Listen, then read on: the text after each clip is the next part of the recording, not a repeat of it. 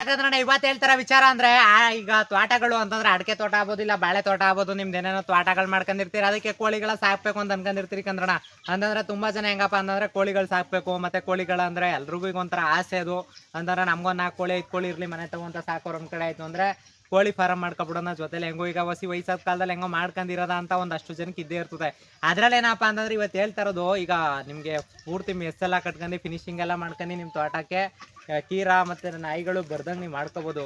But ಅದಕ್ಕಿಂತ ಹೆಚ್ಚಾಗಿ ಏನಪ್ಪ ಅಂತಂದ್ರೆ ನಿಮ್ಗೆ ಅಷ್ಟೆಲ್ಲ ಮಾಡಿದ್ರು ಕೂಡ ನಿಮಗೆ ಬಿಡ್ಜ್ ಅಥವಾ ಗಿಡಗ ಅಂತ ಕರೀತಾರೆ. ಅಂದ್ರೆ ಬಿಡ್ಜು ಅಥವಾ ಗಿಡಗ ಅಂತ ಒಂದು ಬರುತ್ತೆ ಅಂತಂದ್ರೆ ಒಂದು ಅಕ್ಕಿ ಥರ ಅಂತಂದ್ರೆ ಅದು ಪಕ್ಷಿ ಬಂದು ಅದು ಬಂತು ಅಂತಂದ್ರೆ ನಿಮಗೆ ಯಾವುದೇ ರೀತಿ ಇದ್ರು 360 ಡಿಗ್ರಿ ನಿಮಗೆ ಹೆಂಗೆ ಕ್ಯಾಮ್ರಾ ಕ್ಯಾಪ್ಚರ್ ಮಾಡ್ತದೆ ಆ ಥರ ಮರಿನೇ ಹೊತ್ಕೊ ಹೋಗುವಂಥದ್ದು. ಅಂದರೆ ಇಲ್ಲೊಂದು ಕೋಳಿಗೆ 16 ಮರಿ ಬಿಟ್ಟು ಬರೀ 6 ಮರಿ ನಿಲ್ಸೋದೆ, ಇನ್ನು 10 ಮರಿ ಫಿನಿಶ್ ಮಾಡೋದೆ. ಅಂದರೆ ಕಳ್ಬಡ್ಡಿ ಅದೊಂದು ಹೆಂಗಪ್ಪ ಅಂತಂದ್ರೆ ಬತ್ತು ಅಂದರೆ ಬಿಡೋ ಅಂಥದ್ದಂತೂ ಬಿಡೋದೇ ಇಲ್ಲ. ಅದು ಬಂತು ಅಂತಂದ್ರೆ ಒಂದು ಮರಿ ಇಲ್ಲ ಅಂತಂದರೆ ಮಿನಿಮಮ್ 1/4 kg 3/4 kg ಬರೋ ಕೋಳಿನೂ ಬಿಡೋದಿಲ್ಲ ಕಂದ್ರೆ ಅದು ಬಂತು ಅಂತಂದರೆ. ಇದು ಬರದೇ ಇರೋ ಥರ ನೀವು ಅವಾಯ್ಡ್ ಮಾಡಬೇಕು, ಇದು ಬರದೇ ಇರೋ ಥರ ಕಾಪಾಡ್ಕೋಬೇಕು ಅಷ್ಟೇ. ಅದಕ್ಕೆ ಏನು ಪರಿಹಾರ ಇಲ್ಲ ಅಂತಂದ್ರೆ ನೀವು ಪರಿಹಾರ ಹುಡ್ಕೊ ಹೋಯ್ತಾ ಇರ್ಬೋದು. ಬಟ್ ಇವಕ್ಕೆಲ್ಲ ಏನು ಪರಿಹಾರ ಇರೋದಿಲ್ಲ, ನಿಮ್ಮ ಮೇಲೆ ಡಿಪೆಂಡ್ ಆಯ್ತದೆ. ನೀವು ಏನಂತಂದ್ರೆ ನೀವು ಒಂದು ಸ್ವಲ್ಪ ಕವರ್ ಮಾಡ್ಕೋಬೇಕು, ಅದು ಬರದೇ ಇರೋ ಥರ ಕವರ್ ಮಾಡಿದ್ರೆ ಮಾತ್ರ ಅಂತಂದ್ರೆ ಓಡಿಸ್ಕೋಬೇಕು. ಮತ್ತು ಅಲ್ಲೊಬ್ರು ಫಾರಮ್ ಮಾಡಿದ್ಮೇಲೆ ಒಬ್ರು ಕಡ್ಡಾಯವಾಗಿ ಇರಲೇಬೇಕು ಫಾರಮ್ ತಾವು. ಅಂತಂದ್ರೆ ಈಗ ಮಾಡಿವ್ನೆ ಬೆಳಗ್ಗೆ ಸಾಯಂಕಾಲ ಬರೋದು ಸಾಯಂಕಾಲ ಹೋಗೋದು ಆಚೆ ಬಿಟ್ಬಿಟ್ಟು ಹೋಗೋದು ಮೈಕೊಂಡಿರ್ತವೆ ಅನ್ಕೋಬೋದು.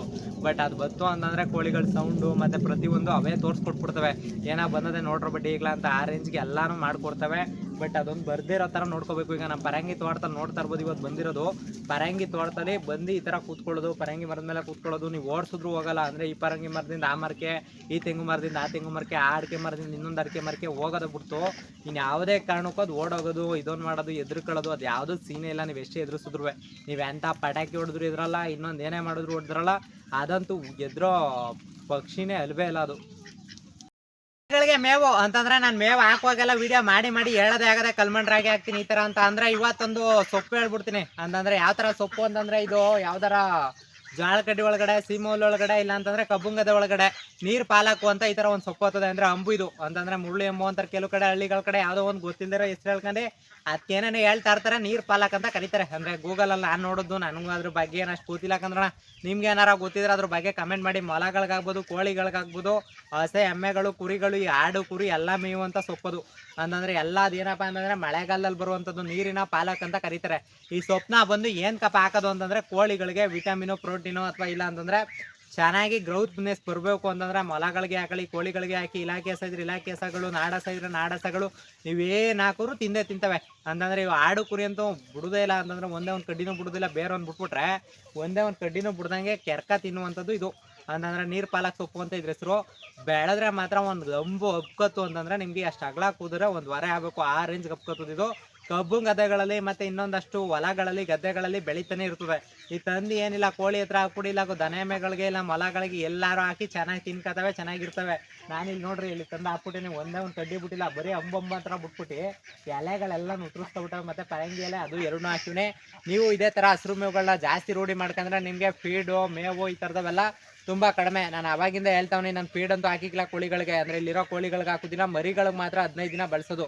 ಅದು 15 ದಿನ ಬಳಸೋದು ಯಾಕಪ್ಪ ಅಂತಂದರೆ ಈ ವೆದರ್ಗೆ ಕೋಳಿ ಮರಿಗಳು ಹೆಂಗಪ್ಪ ಅಂತಂದರೆ ಬರುವುದಿಲ್ಲ ಕಂದ್ರಣ.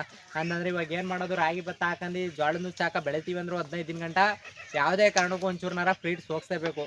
ಈಗ ನಮಗೆ ಹೆಂಗೆ ಚಿಕ್ಕದ್ರಲ್ಲಿ ಬೆಳಿಲಿ ಅಂದ್ಬಿಟ್ಟು ಆರ್ಲಿಕ್ಸು, ಬೋರ್ಮಿಟ, ಆಳು ಮುಳ್ಳು ಅಂತ ಹಾಕ್ತಿದ್ರು, ಹಂಗೆ ಇವು ಕೋಸಿ ಗ್ರೌತ್ ಆಗಂಟ ಹಾಕೊಡ್ಬೇಕು ಅಷ್ಟೇ. ಇನ್ನೇನು ಮಾಡೋಕ್ಕಾಗೋದಿಲ್ಲ.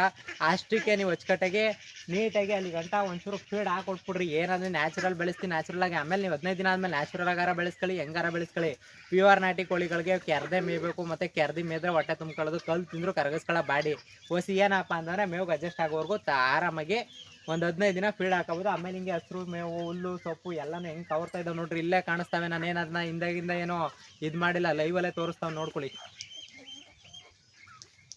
ಕಳ್ಳನ ಮಗ ನಾವು ಮೊಲೆ ಹೆಂಗಪ್ಪ ಅಂತಂದ್ರೆ ಡ್ರಮ್ ಮಡಿ ಕೊಟ್ಟಾಯ್ತು, ಬೋನ್ಗಳು ಮಡ್ಗಾಯ್ತು, ಎಲ್ಲಾನು ಮಡ್ಗಾಯ್ತು. ಇನ್ನು ಏನಪ್ಪ ಮಡಿ ಕೊಡೋಣ, ಮರಿ ಹಾಕಕ್ಕೆ ಎಲ್ಲಾ ತರ ಜಾಗ ಮಾಡ್ಕೊಟ್ಟಾಯ್ತು. ಸುರಂಗ ಮಾಡ್ತವೆ ಅಂತ ಈ ಕಾಳು ಬಡ್ಡೆ ನಾವು ಇವತ್ತು ಹಾಕವೆ ಮರಿ ಎಲ್ಲ ಹಾಕವೆ ಅಂದ್ರೆ ಈ ಬಡ್ಡೆ ನೋಕೆ ನೀವೇ ಬೈದಾಕ್ಬಿಡ್ತೀರಿ. ಆ ರೇಂಜ್ ಮರಿ ಹಾಕಿರೋದು. ಮರಿ ಹಾಕೋರ್ಲ ಅಂತಂದ್ರೆ ತಕೊಂಡ್ ಹೋಗ್ಬಿಟ್ಟು ಆ ನರ್ಸರಿ ನೆಟ್ ಕಟ್ಟಿವಿ ಆಚೆ ಹೋಗ್ದಂಗೆ, ಆ ನರ್ಸರಿ ನೆಟ್ ಒಳಗೆ ಹೋಗಿ ಮರಿ ಹಾಕಿರ ಮರಿ ಇವು.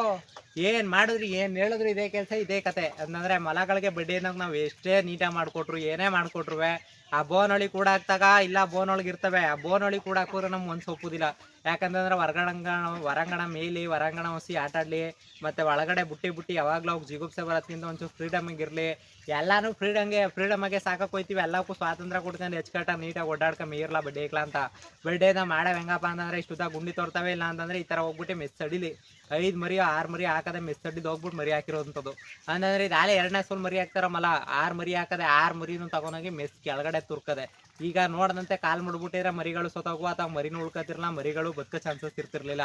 ಈಗ ಸದ್ಯಕ್ಕೆ ದೇವರಾಣ ನೋಡೋದಕ್ಕೆ ಒಂಚೂರು ಪರವಾಗಿಲ್ಲ, ನೋಡ್ಲಿಲ್ಲ ಅಂತಂದಿದ್ರೆ ಯಾವುದೇ ಕಾರಣಕ್ಕೂ ಅದು ಗೊತ್ತಾಯ್ತಾನೂ ಇರಲ್ಲ. ಅದು ವೈಟ್ ಮಲಗಳಿಯ, ಈ ವೈಟ್ ಮಲಗಳು ಮರಿ ಹಾಕ್ಬಿಟ್ರೆ ಏನಪ್ಪ ಪ್ರಾರ್ಥನೆ ಅಂತಂದ್ರೆ ಕಲ್ಲರ್ ಯಾವ ಅಂತ ಗೊತ್ತಾಗೋದಿಲ್ಲ ಬಡ್ಡಿ ನಾವು. ಅಂತಂದ್ರೆ ಈ ಕಲ್ಲರ ಯಾವ್ದು ಮರಿ ಹಾಕಿರೋದು ಅಂತಾನು ಗೊತ್ತಾಗೋದಿಲ್ಲ. ಅಷ್ಟೊತ್ತಿಗೆಲ್ಲ ಒಣಿಕಬಿಟ್ಟಿರ್ತದ ಮರಿ ಹಾಕಿರೋ ಜಾಗ ಎಲ್ಲ. ಇನ್ನು ಒಣಿಕಬಿಟ್ಟಾದ್ಮೇಲೆ ಅದಕ್ಕೆ ಈಗ ಹಾಲುಣ್ಣು ಮಾರ್ಕಳಿನು ಅಂತಂದ್ರೆ ತಾಯಿ ಮೊಲಗಳಲ್ಲಿ ಎಲ್ಲಾ ತರನು ಒಂದೇ ತರ ಇರ್ತಾವೆ. ತೊಟ್ಗಳಾಗ್ಬೋದು, ಮತ್ತೆ ಮೊಲಗಳಿರುವಂತ ಶೇಪ್ ಆಗ್ಬೋದು, ಎಲ್ಲಾ ಕೂದಲು ಕಿತ್ಕೊಂಡಿರೋದೆಲ್ಲ ಪ್ರತಿಯೊಂದು ಹಂಗೆ ಇರ್ತಾವ. ಈ ವೈಟ್ ಮೊಲಗಳದ ಅದೊಂದೇ ತಲೆನೋವು. ಕೋಳಿಗಳು ಜೂಗುಡಿಸ್ತವೆ, ತೂಗುಡಿಸ್ತವೆ, ಮತ್ತೆ ಈ ತರದೆಲ್ಲ ಏನಪ್ಪಾ ಅಂತಂದ್ರೆ ಕಣ್ಮುಸ್ಕ ಸೇತ್ಕ ನಿಂತ್ಕತಾವ ಕಾರಣ. ಕೋಳಿಗಳು ಮೆಡಿಸಿನ್ ಏನಣ ಅಂತ ಕೇಳ್ತಾನೆ ಇದ್ರೆ B904 ನ ಹೇಳ್ತಾನೆ ಇದ್ದೀನಿ. B904 ಜೊತೆಗೆ ನಿಮ್ಗೊಂದು ಎಂಡ್ರೋಜಿನ್ ಪ್ಲಸ್ ಅಥವಾ ಎಂಡ್ರೋಫೆಕ್ಸಿನ್ ಅಂತ 3 ಔಷಧಿ ಬರ್ತದೆ. ಇದನ್ನ ನೀರೊಳಗಡೆ ಹಾಕ್ಬಿಟ್ಟು ಮಿಕ್ಸ್ ಮಾಡ್ಬಿಟ್ಟು ಕೊಡಿ. B904 ನ ಈ ತರ ಕೋಳಿಗಳಿಗೆ ಬೆಳಗ್ಗೆ ಟೈಮು, ಇಲ್ಲ ಅಂತಂದ್ರೆ ಸಾಯಂಕಾಲ ಕೂತ್ಕೊಳ್ಳೋ ಟೈಮಲ್ಲಿ. ಅಂದ್ರೆ ನಮ್ಮ ಬೆಳಗ್ಗೆ ಟೈಮು ಅಂದ್ರೆ ಆಚೆಗೆ ಬಿಡೋ ಟೈಮಲ್ಲೇ ನೀರೊಳಗಡೆ ಮೆಡಿಷನ್ನು ಮತ್ತೆ ಮೇವುಗಳಿಗೆ, ಈಗ ಮೇವುಗಳು ಹಾಕ್ಬೇಕಾಗ್ಲಿ ಏನೇ ಹಾಕ್ಬೇಕಾಗ್ಲಿ ಬೆಳಗ್ಗೆ ನೈಟು ಕೂಡ ಹಾಕಿರ್ತೀವಲ್ಲ, ಬೆಳಗ್ಗೆ ಗಂಟ ನೀರು ಮೇವು ಏನು ಕೊಡಲಿಲ್ಲ ಅಂತಂದ್ರೆ ಬೆಳಗ್ಗೆ ಹೊತ್ತು ಬೈಲು ಬಿಡ್ತೀರ ನೋಡ್ರಿ. ಈಗ ಹಿಂಗೆಲ್ಲ ಬೈಲಲ್ಲಿ ಬಿಟ್ಟು ಮೇಯ್ಸರ್ಗೆ ಯೂಸ್ ಆಯ್ತದೆ. ಪಾರಮಲ್ ಗೀರಮಲ್ ಸಾಕೋರ್ಗೆಲ್ಲ ನಾವು ಐಡಿಯಾ ಕೊಡೋಷ್ಟು ದೊಡ್ಡವರಲ್ಲ, ಅದ್ರ ಬಗ್ಗೆ ಐಡಿಯಾ ಅಂತೂ ನನಗೆ ಗೊತ್ತಿಲ್ಲ ದಯವಿಟ್ಟು. ಬಟ್ ಅದ್ರಲ್ಲಿ ಏನಪ್ಪಾ ಅಂತಂದ್ರೆ ಈಗ ಆಚೆಗೆ ಬಿಡೋಕೆ ಅಂತಂದ್ರೆ ಇವಾಗ ನಾವು ಹಿಂಗೆ ಆಚೆಗೆ ಬಿಟ್ಟು ಮೇಯ್ಸೋರ್ಗೆ ಈಗ B904 ಅಂತ ಒಂದು ಔಷಧಿ ಬರ್ತದೆ. ಅದನ್ನ ಕೋಳಿ ಮೇಲೆ ಸ್ಪ್ರೇ ಮಾಡ್ಬಿಟ್ರೆ ನಿಮಗೆ ತೂಗುಡಿಸೋದು, ಜೂಗುಡಿಸೋದು, ಮೂಗಲ್ಲಿ ಏನಾರ ಉಸಿರಾಟ ತೊಂದರೆ ಏನಾರ ಇತ್ತು ಅಂತಂದ್ರೆ ಕ್ಲಿಯರ್ ಆಲಿ ಅಂದ್ಬಿಟ್ಟು ಆ ಔಷಧಿ ಹಾಕುವಂಥದ್ದು. ಅಂದ್ರೆ ಒಂದಿನ ಇಲ್ಲ ಅಂದ್ರೆ 3 ದಿನ ಕಡ್ಡಾಯವಾಗಿ ಹೊಡಿಬೇಕು. ಯಾವುದೇ ಆಂಟಿಬಯೋಟಿಕ್ ಆಗಲಿ 3 ದಿನ ಸ್ಪ್ರೇ ಮಾಡೋದಾಗ್ಲಿ, ಇಲ್ಲ ಅಂತಂದ್ರೆ ಹಾಕೋದಾಗ್ಲಿ 3 ದಿನ ಹಾಕ್ಲೇಬೇಕು. ಎಂಡ್ರೋಜಿನ್ ಪ್ಲಸ್ ಆಗಲಿ, ಎಂಡ್ರೋಫೆಕ್ಸಿನ್ ಆಗಲಿ, ಇವೆಲ್ಲಾನು ಏನಪ್ಪ ಅಂತಂದ್ರೆ ನೀರೊಳಗಡೆ ಕೊಡುವಂಥದ್ದು.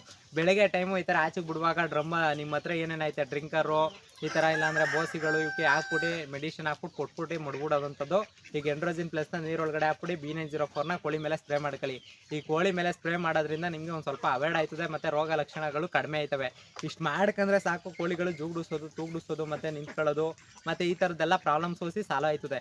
ಅದನ್ನು ನಿಮ್ಗೆ ಹೇಳ್ತಾ ಇರೋದು ಬೆಳಗ್ಗೆ ಟೈಮ್ ಈ ಥರ ಮಾಡ್ತಾರೆ.